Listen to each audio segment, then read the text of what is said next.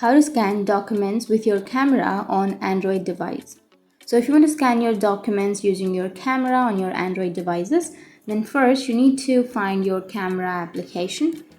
Tap on your camera, and once you're here on the camera, now you need to go for the settings, which is on the upper right.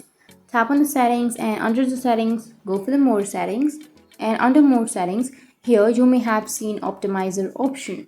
So if you're using Samsung devices, then you will have scene optimizer. So you can simply choose the scene optimizer, and then you can toggle on the option which says scan documents and text.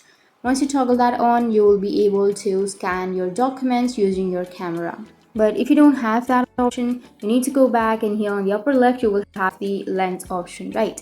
So it will simply take you to the lens, and once you're here on the lens, you can simply scan anything like QR or document or anything, and you can scan with your camera.